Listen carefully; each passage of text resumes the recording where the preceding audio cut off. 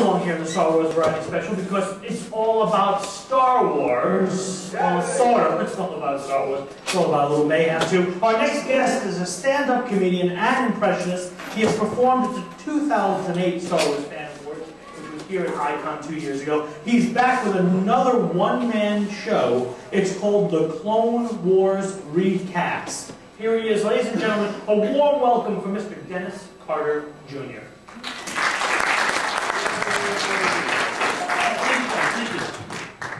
Now I go to a lot of these conventions, okay, like horror, sci-fi, and everything. And the one thing that always really amazes me is that how the original trilogy, which came out in 1977 through 1983, there's so many other films and television shows that are just as popular that came out between the 70s and 80s.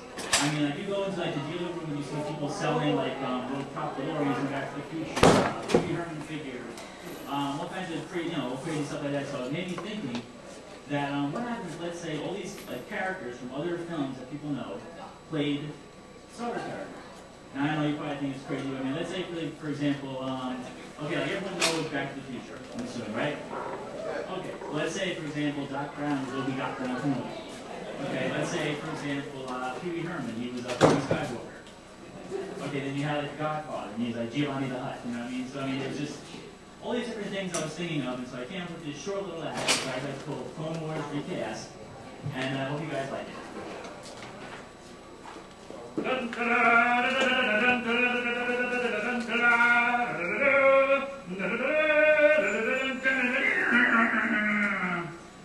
Star Wars, the Clone Wars Recast. Our story begins on the planet Crayola, where the great and wonderful Muppet Council has just summoned Obi Doc Brown Kenobi and Pee Wee Skywalker to their temple.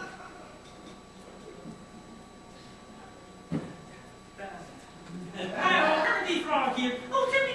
Not now, Piggy, you have to talk to the Jedi. Oh, but just one kissy-wissy. Not now, Piggy, you have to talk to... Oh, give one. Just one smoochy-woochie. Piggy, you really... Now, Frog! Okay, as I was saying before I was rudely interrupted. It appears that the Giovanni the Hutt's son has been kidnapped. Now we need you and Pee Wee Skywalker to go find him. Great Scott! Mr. Cole, so make a paradox if that son is not found. It must be the work of the Sith. What on earth are you screaming about, Pee Wee Skywalker? Well, you just said today's secret word. Whenever you hear the word Sith, you have to scream very loud, alright? Let's try it. Excuse me, but what's the opposite of Jedi? Sith.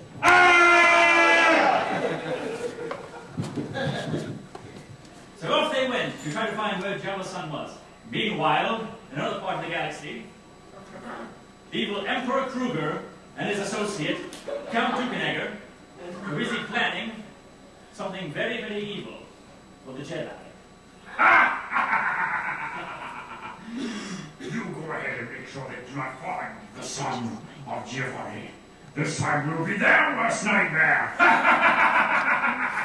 Don't worry, Master, I will get those puny men. Then lo and behold, after 45 minutes later, and purging around the galaxy, they finally found him. Great Scott! He has Giovanni the Hutt's son! Well, it's not a tumor.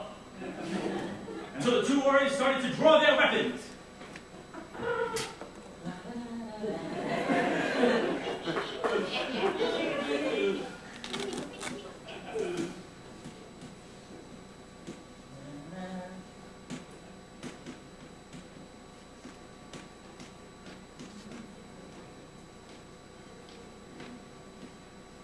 Obviously, the Jedi one was much better than the Sith one, so of course they won. Hooray! And so off they went to Giovanni the Hutt, who would bring back his son. Yeah, I want to say thank you so much for bringing my son back to me. I hope now that we become neighbors, Crayola and Tatooine, okay, maybe we can get together for some Java juice. Or maybe some Jar Jar souffle. We're roasting them on the table in the back there. Alright, but thank you ever so much. And once again, peace and justice was restored into the galaxy. So the question is, for how long? May the Force be with you, ladies and gentlemen. And thank you.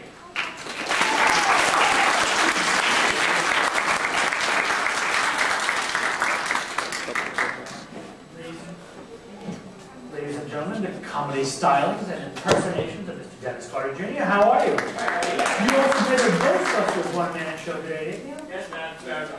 So this is not your first rodeo, as they say. This is not your first. What kind of Star Wars reference do we call it? This is not your first. It's not your first pod race. Oh, yeah, give that girl a gold star. Give that girl one of those rebel symbol things. Yes. What's the influence behind doing so many impersonations? What gets you up on stage? Like I grew up in a showbiz family, and literally I've been putting on costumes and entertaining people ever since I was like 3 years old. And so for me, it's like, just put on your shoes in the morning or your Star Wars t-shirt, when you get up, it's just, natural for me to do. Now, I've heard a rumor that you may be making an appearance with Aerosmith tonight at the Masquerade. Is that true? Well, I don't want to say anything, but... Yes, no spoilers. This is spoiler-free for Aerosmith. Because this, I think, is like their 5th year, and apparently they've recruited you to be a part of the show, which will be very exciting. It'll be at the Masquerade tonight at 10 p.m. back at the Holiday Inn, where unfortunately you'll have to deal with me again as your MC, but there'll be a lot of drinking there. So. There's a bar. There's a bar, thank you, for both of us. Are there any invitations that didn't make it into the act? There's a couple of, originally I wrote the story because there's so many characters in the story of realm. There's a lot of, other characters that I had. For example, I had Ventress, which was in the. Sure. I had the Beetle Ventress, which is a character Beetlejuice. I had the Jedi's go to the underground and try to find help, everything, try to figure out which son was, and he talked to the Ninja Turtles. So it was just all kinds of crazy stuff. I know I couldn't get here, so And you just do sort of a mashup where you just say, what's the craziest ideas I can come up with? And just kind of feel it out and work it out. Do you practice by yourself? Like, do you stare at a mirror and just do the thing and say, oh, that's... I'll just whack myself in my room for like hours and stuff and just listen to certain kind of music or whatever, because my room is like my sanctuary where I have, Ghostbusters stuff over here, Star Wars stuff over there, Homeless Girl stuff over there.